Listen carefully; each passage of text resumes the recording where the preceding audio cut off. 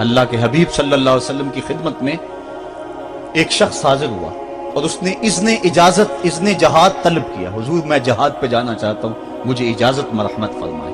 حضور نے فرمایا احی والدا کا, کیا تیرے والدین زندہ ہیں؟ قالا نعم, عرض کی ہاں حضور میرے والدین زندہ ہیں. قالا ففیہما فجاہد, کہا جا ان کی خدمت کر, یہی تیرا جہاد ہے. ماں باپ کو بلکتا ہوا چھوڑ جائے اور آپ جہاد پہ چلا جائے, ماں فالج میں گری ہوئی ہے اور بیٹا تبلیغی گشت پہ چلا جائے, باپ تڑپ رہا ہے اور بیٹا پیر کی چوکھٹ پہ جھاڑو دیتا پھرے, اللہ راضی نہیں ہوگا. میں سچ کہتا ہوں, اپنے بھی خفا مجھ سے ہیں, بیگانے بھی ناخوش, کہ میں زہر حلاحل کو کبھی کہہ نہ سکا کند. بات وہی کہتا ہوں سمجھتا ہوں جسے حق, نئے ابلۂ مسجد ہوں نئے تہذیب کا فرزند. محمد عربی صلی اللہ علیہ وسلم سے بڑا پیر کون ہو سکتا ہے؟ لیکن حضرت وہ ویسے کرنی نہیں آ رہے. آقا کریم اپنے بٹن کھولتے ہیں اور کرن کی طرف, یمن کی طرف رخ کر کے لمبی سانسیں لیتے ہیں اور کہا میں رحمان کی خوشبو پا رہا ہوں. ایک دن صحابہ نے پوچھا بندہ نواز جس کے لیے تڑپتے ہو, جس کی ٹھنڈی ہوائیں آپ کو آ رہی ہیں, وہ آپ کا بڑا پیار کرنے والا ہے؟ کہا ہاں میرے سے بڑی محبت کرتا ہے. تو کہا پھر اتنی محبت کرتا ہے تو یمن تو دور نہیں ہے, بلال حبش سے آ گیا, سلمان فارس سے آ گیا, سہیب روم سے آ گیا, اور وہ یہاں یمن سے نہیں آ سکا. فرمایا اس کی بوڑھی اور نابینا ماں ہے جس کی خدمت اس کو نہیں آنے دیتی. اللہ اکبر. اب حضرت اویس کرنی نہیں آئے لیکن خیر التابعین کہلائے. آئے نہیں لیکن حضور ان کی یاد میں تڑپ رہے. اللہ, بلکہ حضور نے فرمایا کہ کوئی جائے اویس بن عامر کو ملے, اور جب ملے تو اس کو کہنا میری امت کی بخشش کی دعا کرے. جو ماں باپ کی خدمت کرتا ہے اس سے ثابت ہوا اس کی دعائیں قبول ہوتی. میں نے ایک روایت میں پڑھا ہے کہ جو آدمی روزانہ اپنے والدین کے لیے دعا کرے, والدین زندہ ہوں تب بھی, والدین فوت ہو گئے ہوں تب بھی, یہ عادت بنا لے, روزانہ ماں باپ کے لیے دعا کرے, ساری زندگی اس کے رزق میں بے برکتی نہیں آئے گی, اللہ اس کو رزق کی فراوانی عطا کر دے گا. اور جو والدین کے لیے دعا نہیں کرتا اللہ تعالیٰ کی رحمتوں سے محروم ہو جاتا ہے. حضرت ابو ہریرہ رضی اللہ تعالیٰ عنہ جب بھی ہاتھ اٹھاتے تھے تو یہ دعا کرتے تھے, اللہم اغفر لأبی ہریرہ ولأمی ولمن استغفر لہما. اے اللہ ابو ہریرہ کو بخش دے, حضرت ابو ہریرہ کی ماں کو بخش دے, اور قیامت تک جو ہم دونوں کے لیے بخشش کی دعا کرے اس کو بھی بخش دے. حضرت امام محمد بن سیرین ایک بزرگ ہوئے تابعی, جب بھی دعا کرتے تھے یہ دعا ضرور کرتے تھے, اے اللہ ابو ہریرہ کی بخشش کر دے. کسی نے کہا کہ تمہیں ابو ہریرہ رضی اللہ تعالیٰ عنہ ان کی ماں سے بڑی ہمدردی ہے. کہا ان سے جو ہمدردی ہونی ہے وہ تو ہونی ہے. انہوں نے کہا ہوا ہے اللہ ابو ہریرہ اور ان کی ماں کو بخش دے, جو ان کے لیے دعا کرے اس کو بھی بخش دے. تو میں دعا کر کے اپنی بخشش پکی کر رہا ہوں. تو والدین کے لیے دعا کرنا اللہ کی رحمت کو دعوت دینا ہے. تو فرمایا کہ جاؤ اویس بن عامر کو جانا اور جا کے اس کو میری امت کے لیے دعا کا کہنا. حضرت سیدنا عمر فاروق حضرت علی المرتضیٰ گئے, جا کے ڈھونڈا, تلاش کیا, اویس بن عامر ملے, حضور کا سلام کہا, بس پھوٹ پھوٹ کے رونے لگے. کہا بتاؤ میرے رسول کے لبوں پہ میرا نام کیسے آیا تھا, حضور میرا جب تذکرہ کرتے تھے کیسے کرتے تھے. یہ درد دیکھا تو بولے کہ کیا آپ اتنی محبت رکھتے ہیں تو پھر ملنے کیوں نہیں آئے حضور کو, اتنا جو پیار رکھتے ہیں تو زیارت کرنے کیوں نہیں آئے. تو حضرت اویس کرنی نے بات کے رخ کو بدلا, کہا تم نے میرے رسول کو دیکھا, تم نے میرے رسول کی زیارت کی ہے؟ کہا ہاں ہم تو صبح و شام وہاں رہے ہیں. کہا پھر بتاؤ حضور کے یہ ابرو جڑے ہوئے تھے یا کھلے ہوئے تھے؟ اب دونوں حیران ہو گئے. کہا تم نے تو دیکھا, میں نے تو دیکھا نہیں, تم بتاؤ نا. پھر میں تو گیا نہیں, مجھے کہتے ہو گیا نہیں, تم بتاؤ حضور کے ابرو جڑے ہوئے تھے یا کھلے ہوئے تھے؟ حیران ہیں. کہا حضور آپ ہی بتلائیے.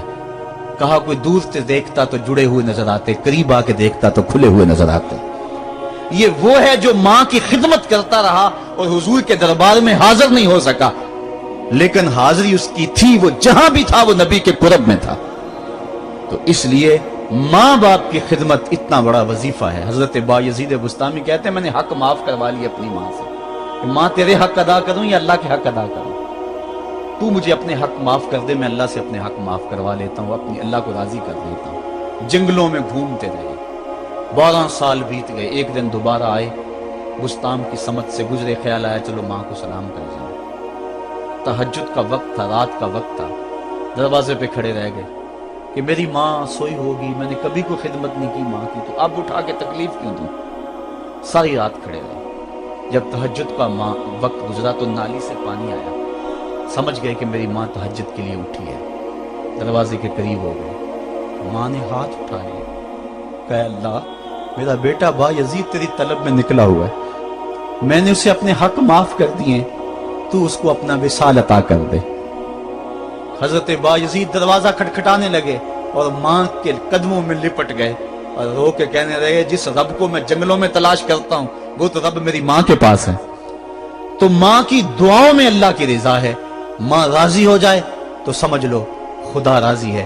अल्लाह ताला जल्ला शानहू ने इरशाद फरमाया, वक़दा रब्बुका अल्ला ताबुदू इल्ला इय्याहु, तेरे रब ने यह तय कर दिया है कि उसके अलावा किसी की पूजा नहीं करोगे।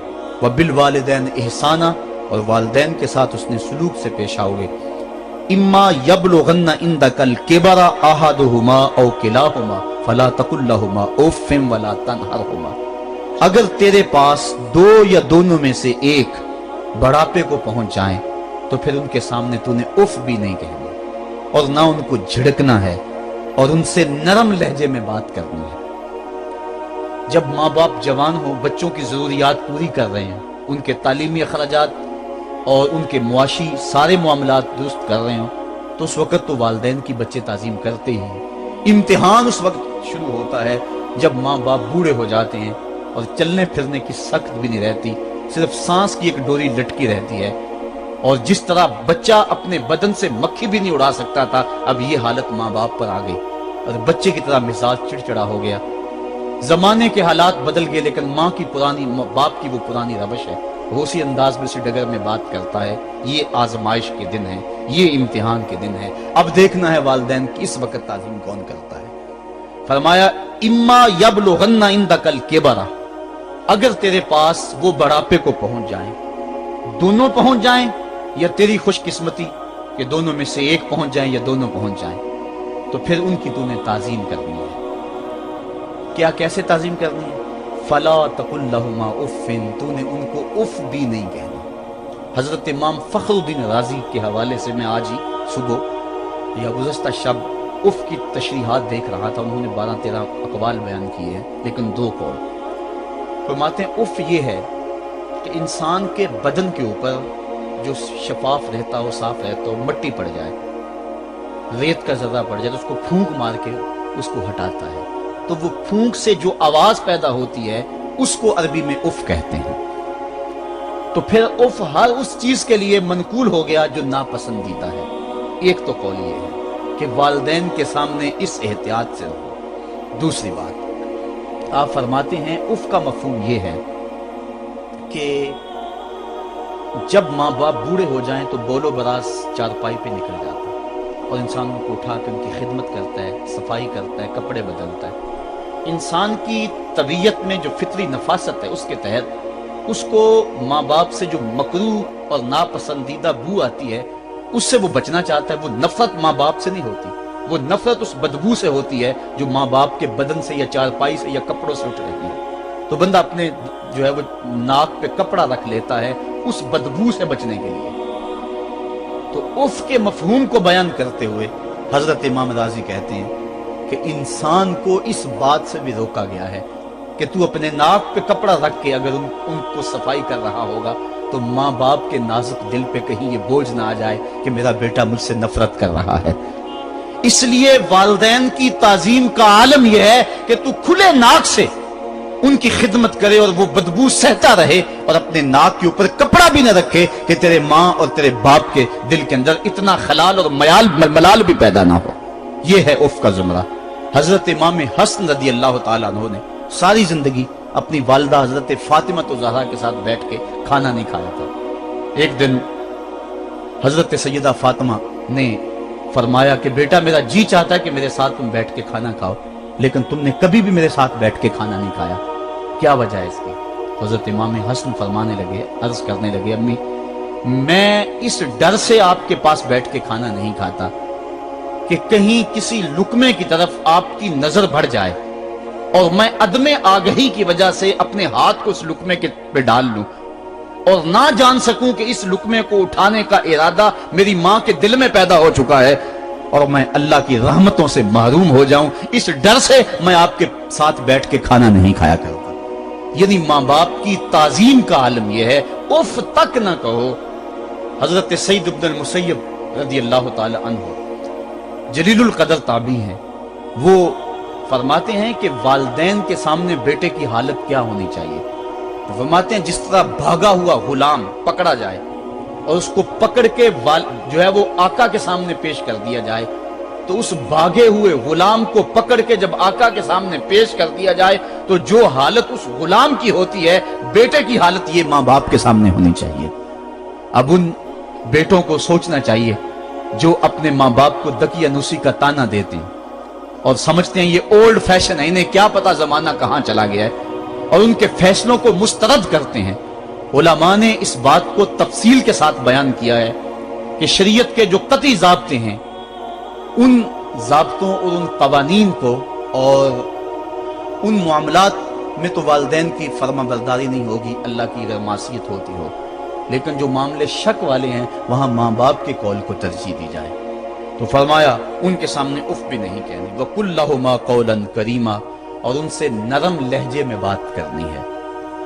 वख्फिद लहुमा जनाह ज़ुल्ल मिनर रहमा, और उनसे बात और उनके लिए अपने बाजू बिछा लेने हैं नरम दिली की वजह से, नरमी की वजह से। जब जानवर जमीन की तरफ रुख करता है, ऊपर से नीचे की तरफ आता है तो अपने परों को सकेड़ लेता है, तो उसके लिए ये लफ्ज बोले जाते हैं वख्फिज लहुमा जनाह। तो अल्लाह ताला फरमाया जिस तरह वो जानवर इज्जत से अपने बाजू सकेड़ लेता है और फैलाता नहीं है, वालिदैन के सामने तेरी अकड़, तेरा उहदा, तेरा मनसब, तेरी शाने, तू बड़ा ऊंचा है, लोग तुझे सलूट करते हैं, तेरे हाथ चूमते हैं, तुझे सलाम करते हैं, ऊंची कुर्सियों पे तू बैठता है, लेकिन वो सब वहां छोड़ दे और माँ के कदमों में आजिज बन के बैठ जा, बाप के कदमों में आजिज बन के बैठ जा।